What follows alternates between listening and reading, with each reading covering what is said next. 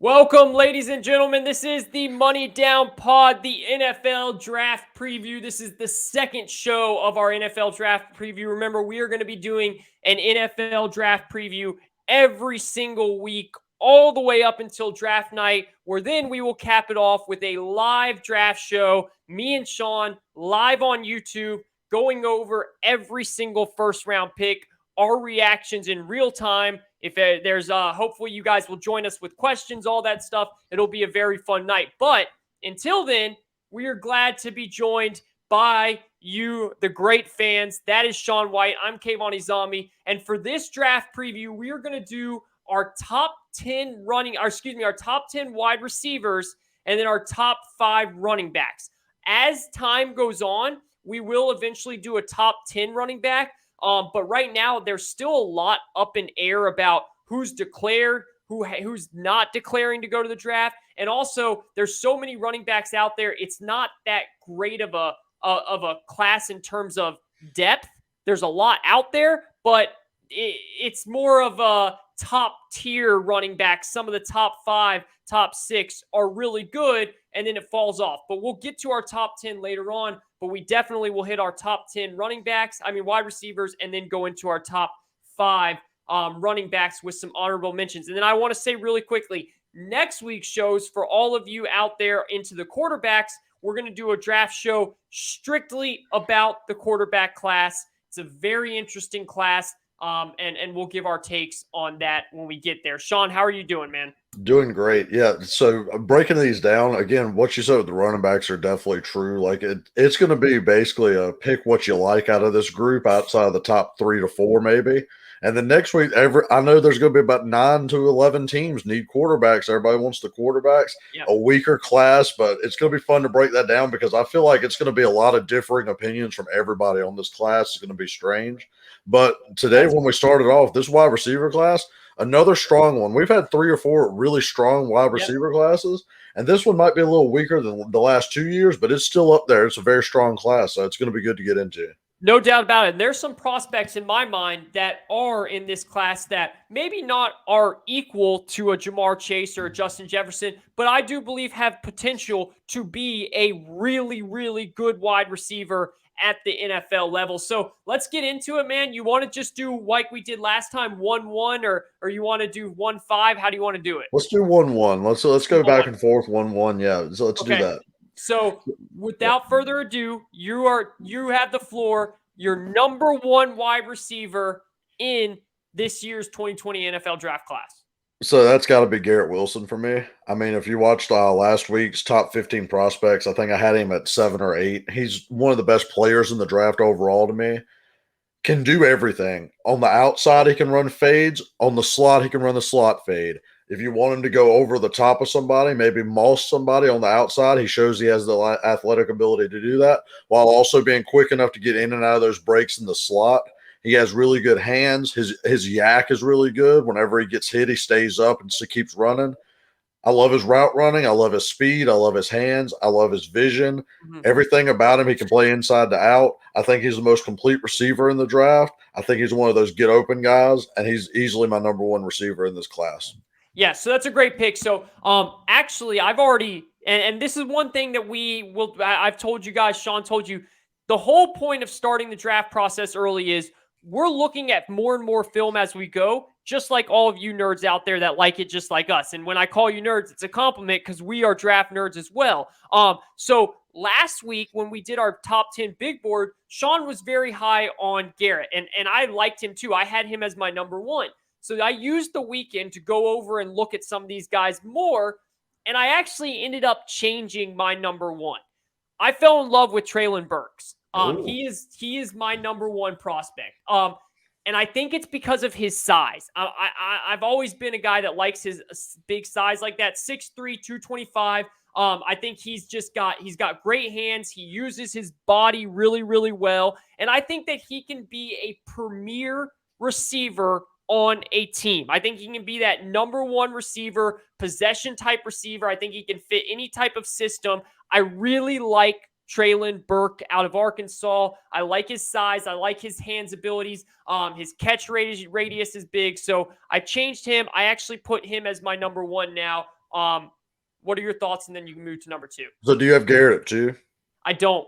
Oh, you don't? Okay, so I have Treylon Burks at number 2, so that's why I was trying to make the parallel there. Yeah. Treylon Burks, what you're saying, I can't fault you. They're very close for me because I actually do love a receiver with size like that, and he has the speed as well. I think the perfect comparison for him is A.J. Brown. I see A.J. Brown when he plays, and I love that too. Even though I hate the Titans, A.J. Brown's one of my favorite player on the Titans. I mean, they're both hands catchers. They catch the ball. Treylon Burks is going to have the biggest hands in the draft at receiver by far. He has bigger hands than a lot of the receivers that came out the last few years. He's definitely going to catch the ball. He has the speed to get over the top and keep going. And he's a little taller than A.J. Brown too, which is nice. They just have that same body type. I love receivers like that, like you said.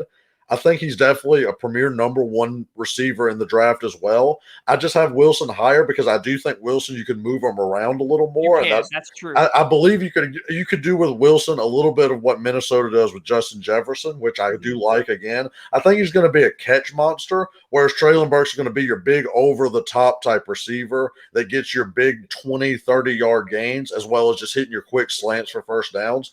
Both, you can't go wrong. I love that. If you have them at 1, I completely see why that is. They're 1 and 2 for me. So yeah, Treylon Burks at 2, Garrett Wilson at 1, and I completely agree. I can see him being 1 as well. I'm excited to hear your 2 now that you don't have Garrett Wilson at 2. Yeah, and I actually would the more I watched him this weekend, man, I want the Falcons to draft him at 8.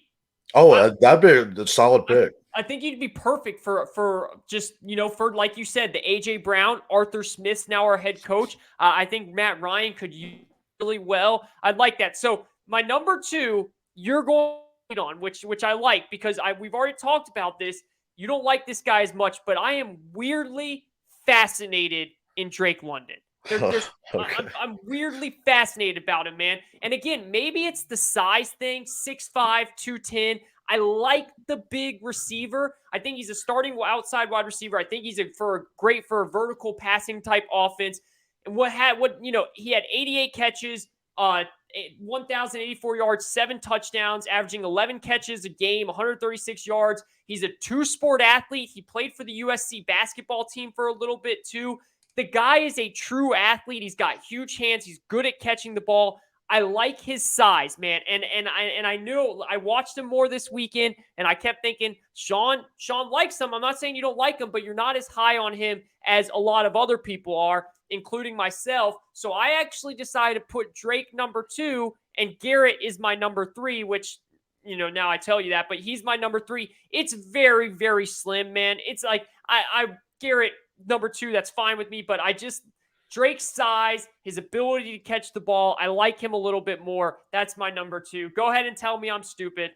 No, I don't think you're stupid at all. I understand what you like about him because, like I said, this is the eye of the beholder, and you kind of want to build your team where you have multiple different wide receivers. So if a team needs a bigger receiver, I'm all for Drake London as well. If Treylon Burks is gone, I think Treylon Burks is just a better version of him. Yes. Faster, he might be a little shorter, but he's going to still go up and get the ball. Yeah. My issue with the difference between those two is Drake London just doesn't separate enough for me in the college level. That's what bothers me on that. You just can't get that. That's the type of stuff that a Jalen Ramsey type corner loves to lock down, man. Like that's the type of stuff that gets you locked down on that bump and run press. That's what gives me pause on Drake London. He also had a few drops this year, which kind of worries me. And I put in my notes here that he has some concentration issues. Yeah, that worries me a little bit, especially for a basketball player that kind of goes up against the ball. Yep. That's what worries me a little bit. That also might be a little biased Jags fan who watched us have the most drops in the league, essentially. So I just hate watching drops. So I have Drake London at 6, actually. I know that probably shocks you, so we'll keep going on that. But the thing with Drake London, I see a lot of Mike Evans comparisons. I just don't want people to get all in their head that he's going to be Mike Evans. Yeah, I don't have that. Yeah, Mike Evans is just – he's too good down the field with his route running. He has a lot more separations. He averaged like 8 more yards a catch than Drake London, but Drake London did catch like 12, 13 balls a game. He was the USC's whole offense. So I can see why people like him. I see why you like him. I understand that comparison. I like Drake London too. Like I said, I just worry about the separation and the drops. Those are two things that it doesn't get easier in the NFL. You know, it doesn't get easier to concentrate on catching the ball, and it doesn't get easier to separate. So that's my pause for concern with Drake London, really. That's fair. Number 3, go ahead. Yeah. Number 3, and this is I'm putting a caveat out. as long as his medical's clear, it's Jameson Williams. That's great. Jameson Williams probably would have been 2 for me, maybe even go up there with Garrett Wilson because that speed you can't teach. It's going to be on his medicals with the ACL tear. Jameson Williams did good with all his stuff, running after the catch, running under the ball, catching. He did it. He did good route running, inside and out. Again, I like that in a receiver from inside to outside. But he's got the speed, man, and speed kills in the NFL. We saw it with Tyreek Hill last weekend. Just then, when you have someone that fast that you can't catch, that you could throw a drag route to and he take it to the house, you could throw a slant to and they take it to the house, or he can double move you and immediately have an 80-yard bomb going his way. You just can't teach stuff like that. It's what everybody in the NFL needs. And I do like that he's 6'1", 6'2". He's bigger than Tyreek as well, so I think he can sustain hits a little bit as well. It's going to be all on the knee, man, and that's the worry. Apparently on Twitter, I was watching, I guess it was a clean tear and he had made the full recovery. So this is going to be a pick that's kind of like you might not really get a ton out of him in that first draft, but he could be that Pro Bowl, All-Pro type receiver for you after that recovery year. So I love him at 3, Jameson Williams. That's my 3rd. Yeah, I love him. And if he starts falling down because of that injury, someone is going to get a really good receiver. I'd love for the Jags to go up and get him in the 2nd, especially if they don't trade back and take a receiver. I think he'd fit perfectly as long as they get another big-time receiver in free agency. So I'd love that too. I'm sure Kansas City will be looking for him because of Tyreek's age. And then he can kind of ease into it as well next year. So that's one to look for. He's going to be coveted at the end of that first because he was definitely a top 15 pick beforehand. No doubt about it. No doubt about it. So my number 3, as I said, it's Garrett Wilson. I love everything about him. And again, he's so good that I would not, like Shawn has him at number 1. I'm totally fine with that. It's just like he said, it's just how you view these guys and what you like better in your offense. I think his ideal fit is a slot receiver. I think that's where his ideal fit would be in the league. But I think he'd be great in a high, like what I love about Wilson is I want him to go somewhere that has a good offensive mind. Because you can use that. I mean, you can put him in the jet motion. You can use him all like Sean McVay, Kyle Shanahan. They would use Garrett Wilson exceptionally. Like they would use him really, really well. He's so good at getting leverage outside. You already said all that stuff already. Garrett Wilson's my number 3, easy, hands down. Yeah, you want to go with your 4? Go ahead. Yeah, my number 4 is Chris Olave. Okay, that's my number 4 too. So I like I mean, the man set the Ohio State career record for receiving touchdowns. Like, it's Ohio State. Think about all the receivers that has come here. His route running and release is super strong, and I think because of his route running and the way he can release off the line, it will translate immediately to the NFL. I think he's a feature receiver.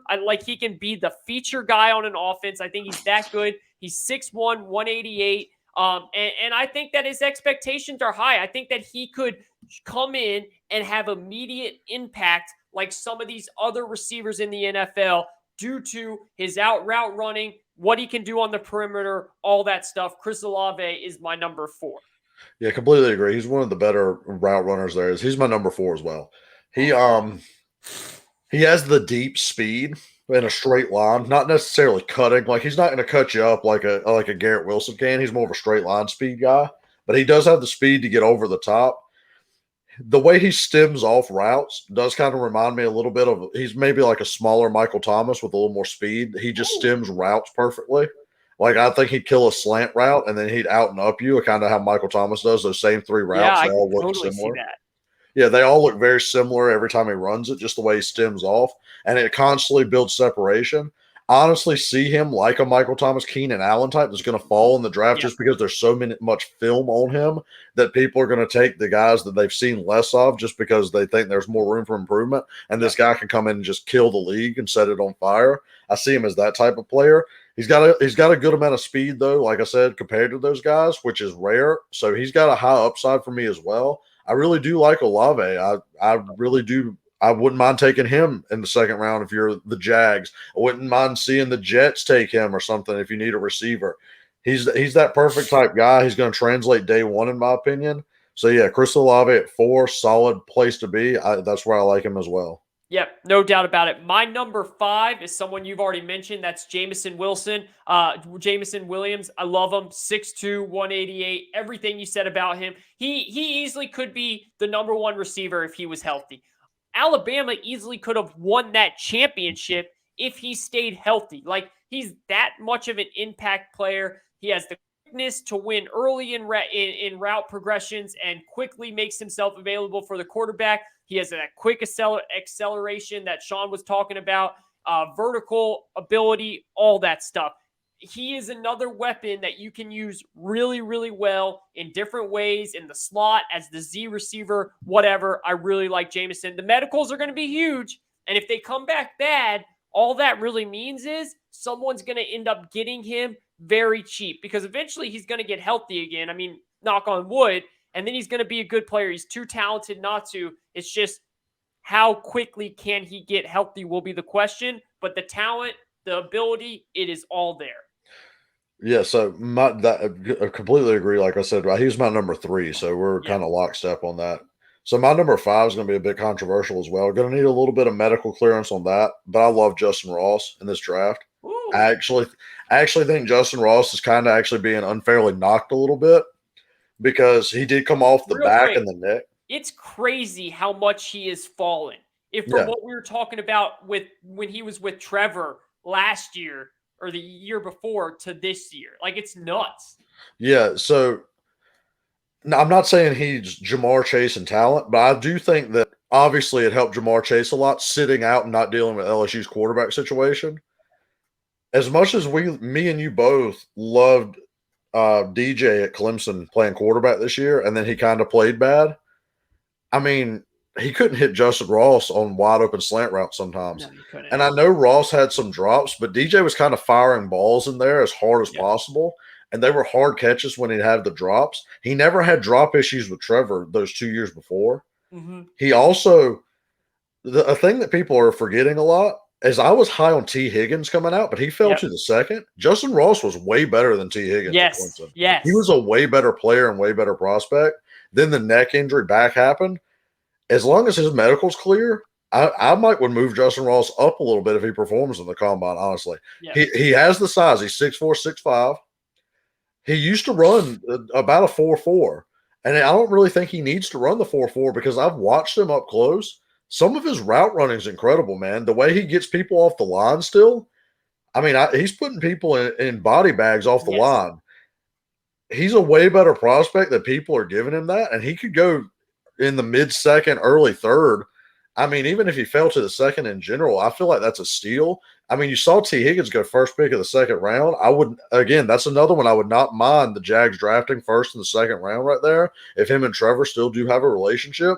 But somebody's going to get an absolute steal with Justin Ross because he can ball. He had the Baby Julio nickname coming out of high school for a reason, and he backed it up for about 2 years. He got the injury. He got the drops again with DJ. I don't really knock him as much for that. Clemson was in chaos. I love him. He's my number 5 right now. He could actually move up. I want to see him test and to see his medicals. I was not sure if you were going to have him in your top 10. I knew that you really liked him a couple years ago. Dude, I have seen people mocking him to the Falcons in like the 4th or 5th round. Yeah, I think that's crazy. I think his floor is the 3rd. It's nuts to me. I would love to get Justin Ross in the 2nd or 3rd round, if it's possible. I mean, I would love that. And I'm glad that you have him in your top 10 because he's in mine as well. We'll get to him when we get him. My number, it's 6 now, right? Yep. Yeah, my number 6 is David Bell. Again, another bigger receiver I like out of Purdue, 6'2", 205. I see a perimeter wide receiver. I don't know why I just struggled with that so bad. With effective releases, like I like the way he has that. And all you out there, you kind of are picking up on things that me and Shawn like. And that's what you have when you're talking about the draft. It's just like GMs, man. GMs and scouts, they have things that they like. They have players that they like. They have players that they shy away from. I love his incredible body control, his ball skills. I like David Bell a lot. I thought that he was working with not some great talent on that Purdue team, and he was still able to thrive, even though everyone knew he was the best receiver, best player on that team. He's an athlete. He isn't like a super athletic freak that's going to like just speed past you or cut you up. But what he is going to do is you throw him the ball, he's going to get it. He knows how to use his body. He has good fundamentals. And I think that he could be a good player that you get later on in the draft that could be a starter in this league, a prototypical X receiver. I like David Bell a lot. Yeah, I like David Bell too. I have him at 9 just for Okay. reference. I'm gonna go ahead and talk about him though, since we're on him. And since Drake London was my 6, we kind of already talked about Drake London, so that's the same. So David Bell was my 9.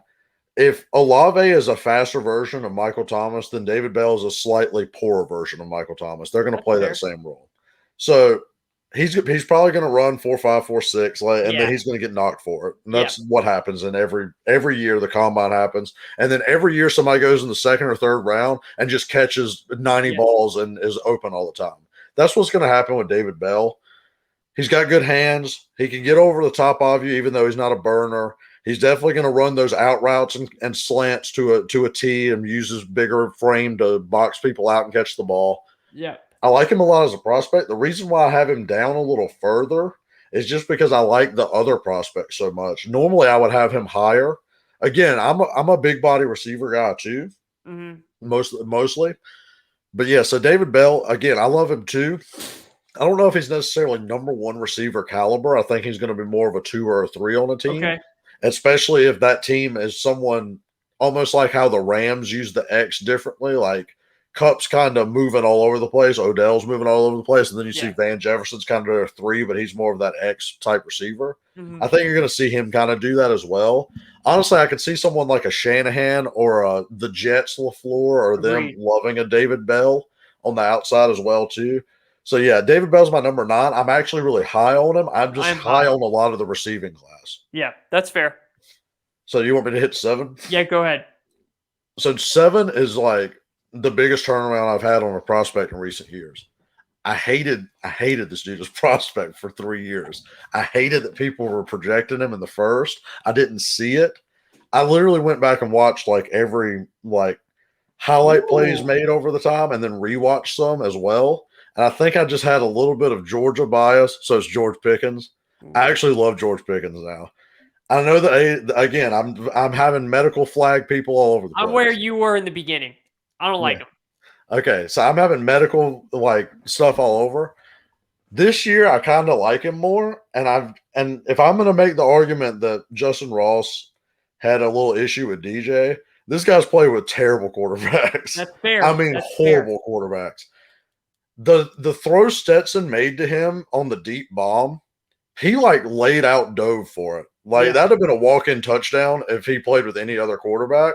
I think the quarterbacks have actually held him back a lot more. Some of these catches he's made, I know he's 6'1", but he goes up and gets the ball over a ton of people.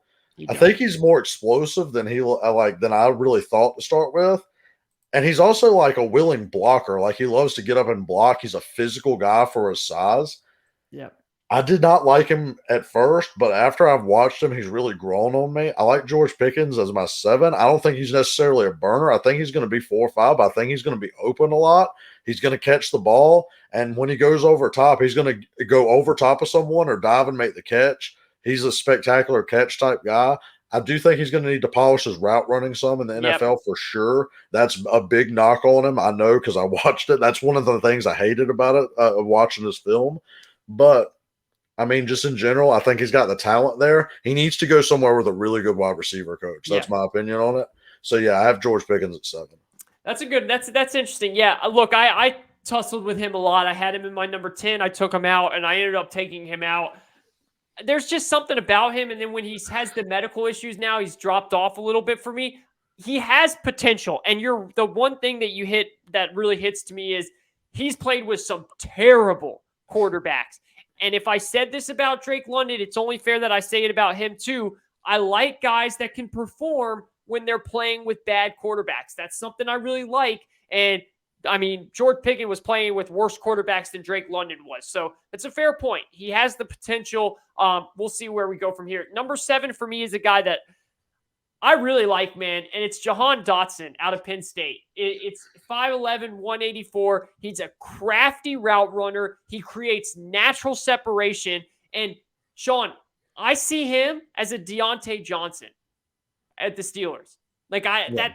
that's kind of what I see, man. I think that he's going to be able to get open. I think he offers a lot of versatility. He's a flexible player that can play in different offenses, spread offense, vertical passing attack. I really like his route running. I know his, size. Some people talk about he's really like light and you can push him over and all that stuff. I just think he's so good at getting natural separation. I like him. I think he can do big things in the NFL. I love Johan Dotson too. He's actually 8 for me, so Awesome. that's good. We'll talk about that that's as right well. There. The Deontay Johnson comparison is nice. I didn't think about that one either. I have him as better hands Hollywood Brown. Oh, that's fair too. Honestly, that's probably more similar to his style of play. So, number one, for his size and his build, his hands are phenomenal. Like he catches everything. And I love that about him too, because he has the speed. He's the speed burner too. If you can't get Jamison Williams or you haven't flagged on the medicals, Johan Dotson's a very good backup player for that. If you need a deep threat, I think at worst he's KJ Hamler, who's very you saw him at Penn State as well. At worst, he can do that with the Broncos. And at best, he's like a Hollywood Brown Tyreek type like that as well. He gets separation at every level. Like you said, he's going to burn you because he's got that speed. And I love his hands, man. And he just catches everything. So I'm very high on Johan Dotson as well. He's another one that can move up for me. Like I said, it's all in the eye of the beholder. I could actually see him jumping Drake London and being 6 for me too. I like him. I mean, he might be jumping up for me too. 6 through 8 right there, the Drake London, Pickens, and Johan Dotson, they're all very, very close for me. Yep. And it kind of depends on what the team needs if I was mocking them or what type of free agent. Like if I'm speaking for the Jags, which is my team, what type of free agent we got and what else we did in the draft. Say we're going to go double dip on receiver. It would depend on what other type of receiver we had really for those 3. So, yeah, I love that. Johan Dotson, I love as a prospect. It's weird. Penn State receivers are actually sneaky good when you think about it with A-Rob, Godwin, Hamler is solid, and now Johan Dotson coming out. Don't sleep on Penn State's receivers coming out. They're actually pretty good. Yeah, James Franklin knows what he's doing. Yeah. So, as I said, I had David Bell at 9, so we talked about him. So, I'm just going to hit 10. I know you love this guy because I do too. Wan'Dale Robinson's my 10. I love him. Love him. I know Kayvon wants the Falcons so bad to get him in the 3rd round. I'm seeing Mel Kiper put him in the 1st. I think that's way overboard. No, that's too high. I think if you love Kadarius Toney, you love Wan'Dale Robinson. That's my take on it. He's the type that if you gadget him, put him on the fly sweep, throw him the screens, he's slippery.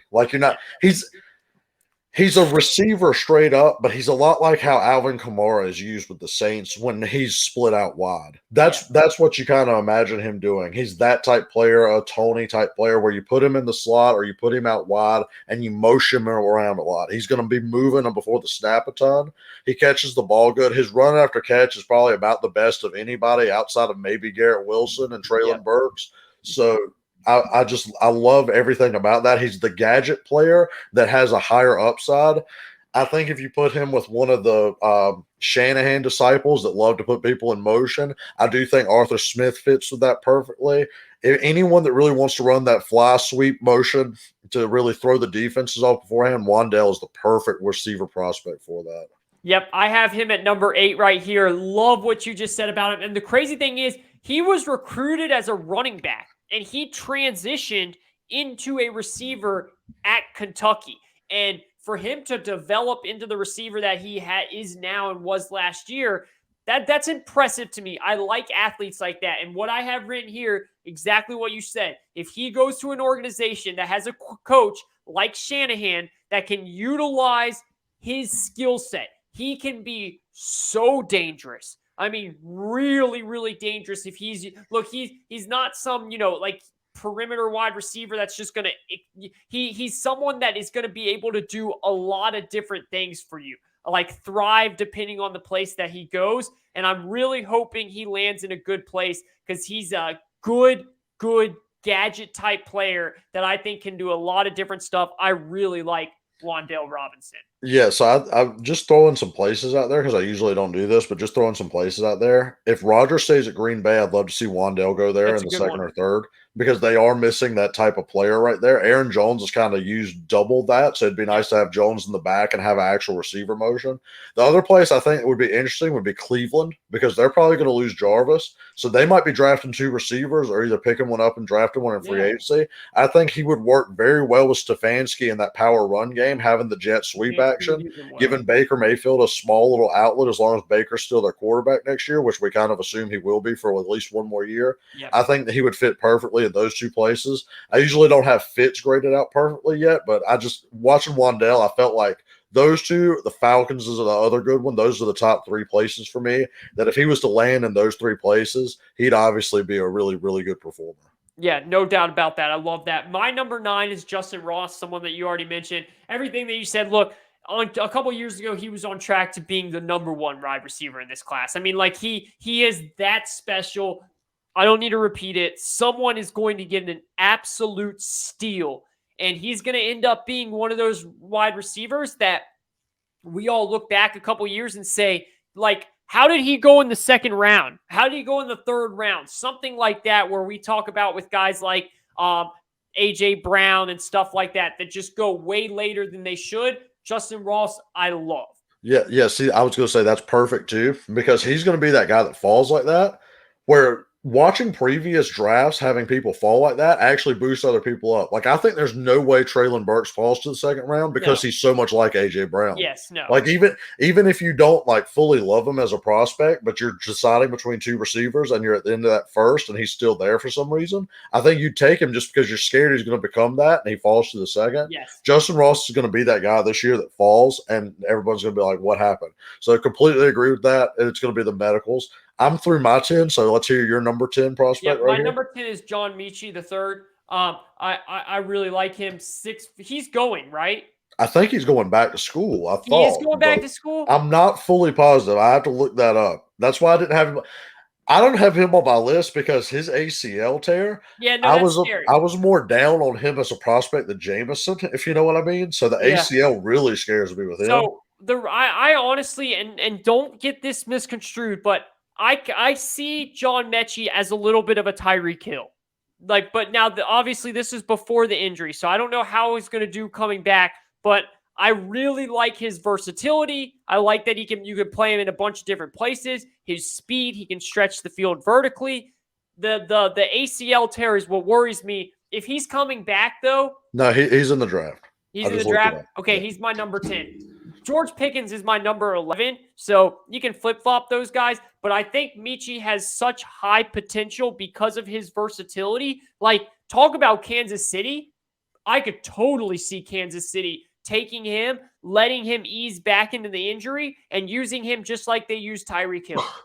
Yeah, Mechie's hands worry me, man. That's why he's number 10 for me. That's the big issue I have on Mechie, and the big flag I have on him is that.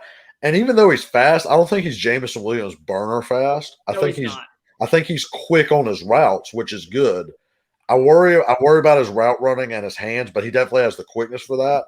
I think honestly, the quick cuts affect ACLs more now than the straight line speed, which is why I think Jameson will come back a little bit better, if you know what I mean, because he'll round off his routes more and just outrun people's angles, whereas Mechie needs his ACL to do those quick cuts. He does, because he's someone that would thrive on screen passes, stuff like that. So he does. You're right. Yeah. But with that being said, if you have Justin Ross falling to the third, then Mechie can fall to the fourth or fifth, and at that point, he's a steal. Like, absolutely. Agreed. Like, so completely agree on that.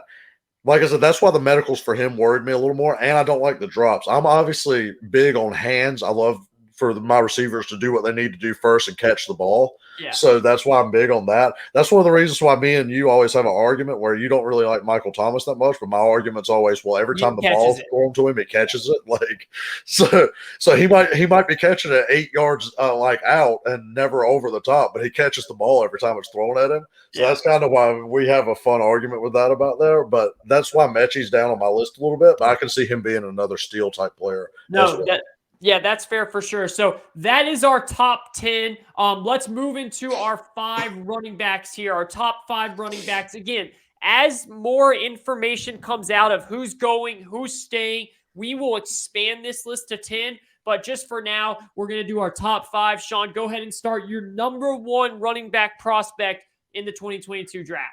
So this is a weaker running back class. Yes. And even last year we had we obviously had Najee and ETN going round 1. ETN got hurt, unfortunately. Yep. But they basically deserved it to go into the first. We can have the first round running back discussion on a different day. Yeah. I don't think we're going to see a first round running back this year unless it's like the Bills. But now the Singletaries kind of came out there. I think they go in a different direction. Yep. But I do believe we have a solid. I think our top 3 is going to be the same. And I do think these 3 are going to be solid second round draft picks, in my opinion. And they're going to be steals when they go there because running backs just don't go in the first that often. Okay. Number 1 for me is Isaiah Spiller. Yep. And I think that's like number 1 by a long shot, in my Yes. opinion. I think he's easily the best running back prospect of this group. He's fast. He can run between the tackles. He can run outside the tackles. He can catch the Agreed. ball out of the backfield. He does everything you want in a running back. Got good vision. Isaiah Spiller is easily number 1 for me, and I think somebody's going to get a feature back when they draft him in round 2. No doubt. That's my number 1 too. He's a north-south runner. He offers outstanding size, 6 foot, 215, excellent power, good vision as a runner. He's patient, attacking the holes. I genuinely, if you guys are someone that likes to watch film, I genuinely enjoyed watching this guy play football. It's fun. The Falcons need a running back really bad. He's a starting 3-down back. He's a scheme versatile player. Power, gap, power runner. Use him how you want him. Love Isaiah Spiller, number 1. My number 2 is Kenneth Walker III, 5'10", 210 pounds. Look, Kenneth is a fascinating player because he really just jumped on the scene this year. He was recruited to Wake Forest. They didn't really use him that well at Wake Forest. He had production and he did well, but they didn't use him like Michigan State used him. He transfers to Michigan State, and Mel Tucker says, we're going to use you as a legit all 3-down running back, and we want you to use your skill and go. And he did it, and he showed he can be a high-volume ball carrier at the NFL level. He's a dynamic runner. He's able to do all the type of cuts and everything you need to see him do. I really like Kenneth Walker. I like the type of player that he is, but he's my number 2. Yeah, he's my number 2 as well.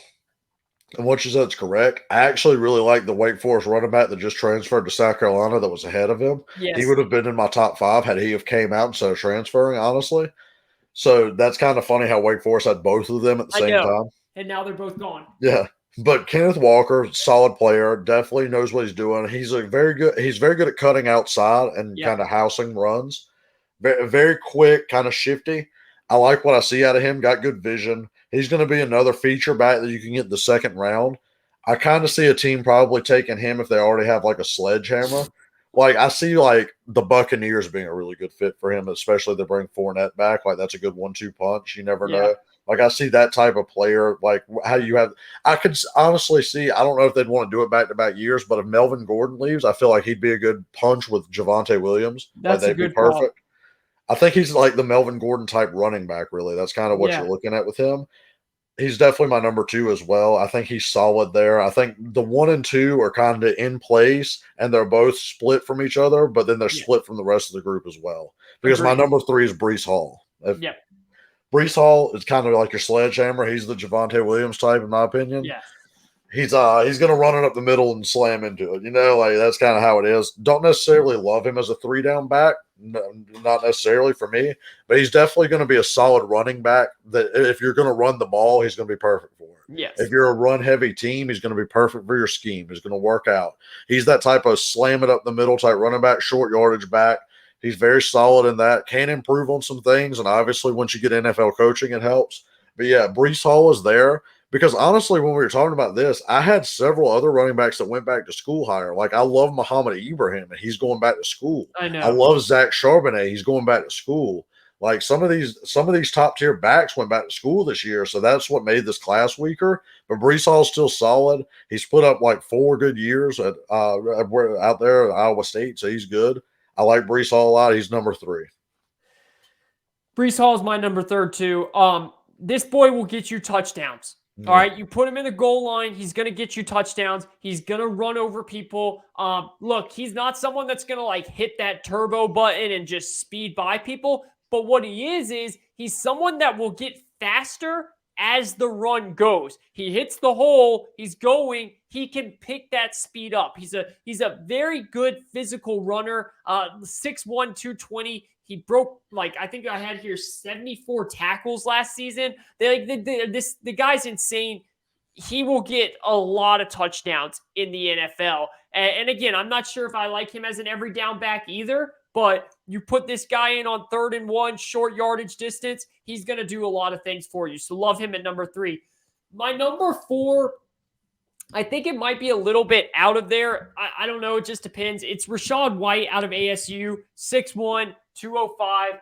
White is a very patient. I watched a lot of White this year because I love staying up late for the Pac-12 after dark games. That's one of my big things. So I watched a lot of Herm Edwards teams, and I like White a lot. He's a patient runner with a good second gear. This is why I really like him. He's a dangerous dual threat back. He's really good as a pass catcher. And that's something I love about my running backs coming out of college. I like his size a ton. I love that he can catch the ball. He's an open field perimeter back. He reminds me a little bit of a Kenyon Drake. That's kind of who I can see of him. So I like Rashawn White a lot. I'm going to be honest, I haven't seen him a ton. I watched a few games, Pac-12 after dark style, but I haven't really broken him down as much as I have the other backs. So that's why I'm a little hesitant on him. He's still in like my top 8. Yeah. I haven't really broke him down, so I can't put him in the top 5 yet. He's one of the people I've got to get to watching. Mm-hmm. So my number 4 is actually James White from Georgia, and that's a pure speed kind of thing. Like he's not going to be Dalvin. Wait, you mean Zamir White? Oh, I mean James Cook. Sorry, James Cook. Okay, yeah, you switched up the two. I switched their names. Yeah, I know. They are the 1-2 punch there. But yeah, so sorry. Yeah, James Cook. He's not going to be Dalvin. Don't draft him thinking you're going to get Dalvin because he's not. But I still think he can bring a little bit of some of the things that Dalvin can do. If he hits the hole and breaks it, he's gone. He's got the speed. That's for sure. I agree. I like that. I've heard like a little like rumors from different sources that he kind of has a little bit of a I'm better than everybody attitude, maybe not a good work ethic type thing. So he's going to have to work on that in the league. But I do like what he brings to just hitting the hole and going. He's just got the speed there. I like what he brings athletically. So, yeah, I've got him right now at 4, but that could change because I haven't really seen White play, and I don't really know what to do with CJ Verdell right now because I love him as a player, but that ACL on a running back, especially like how he plays, really worries me. So with those two being kind of up in the air, I have put him at 4. Yep, that's totally fair. My number 5 is James Cook.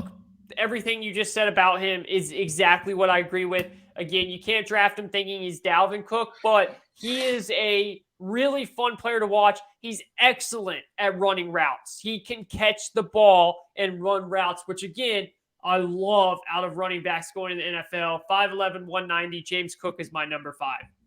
Yeah, and Zamir White just missed it for me, by the way, since I did bring him up. He's like right outside the top 5 for me. He's kind of a sledgehammer as well. It's just like I feel like Brees Hall has done it more. He's better. I would just prefer Brees Hall to him as the sledgehammers. But yeah, Zamir White just missed it along with CJ Verdell. And like I said, White, Rashad, I haven't seen. Number 5 for me is Kennedy Brooks from Oklahoma. Yep. He's been solid. Lincoln Riley loves to run the ball, and he was the feature back for a while. He definitely has speed and power. He has a good combination of both. The knock on him is going to be he played in that spread offense and in the Big 12 where running the ball isn't huge and everything like that. But I think you can get him and he can give you some pop. He can get some running room in there. And when he breaks one too. I like Kennedy Brooks a lot. I think he's going to be a solid back. I think he's going to be a nice late round flyer. You can get him in your system. He's going to be very system oriented. So that's what I like to see out of that. Kennedy Brooks is my number 5.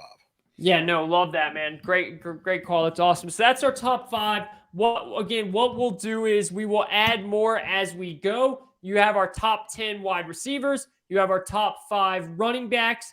Next week, again, we will do our quarterbacks, and we will go deep into quarterbacks. Is there any you want to add honorable mentions here before we run?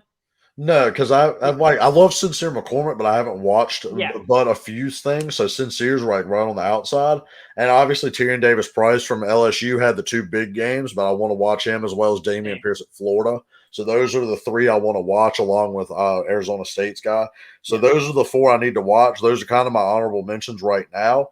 Outside of that, it's really a weaker running back class, and we're going to get into it next week. I'm sorry. I know you kind of have about 11 people needing quarterbacks. This is a weak quarterback draft, but it's going to be fun to debate these quarterbacks like we do every year because it's going to be fun to break them down next year. It'll be fascinating. And just like every year, one quarterback will go too high, one quarterback will go too low. One quarterback at least is going to come out of this draft class and be really good. It happens every year. Yeah, we haven't had one where none worked except for the EJ Manuel draft, and that's been years and years and years. Exactly. So it's going to happen. It's just finding out which one, and hopefully me and Shawn can do that here on the Money Down Pod.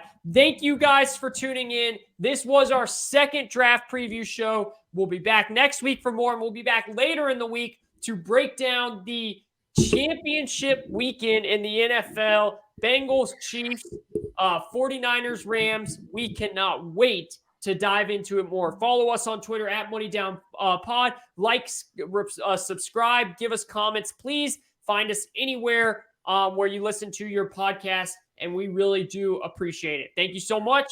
Have a good rest of your week.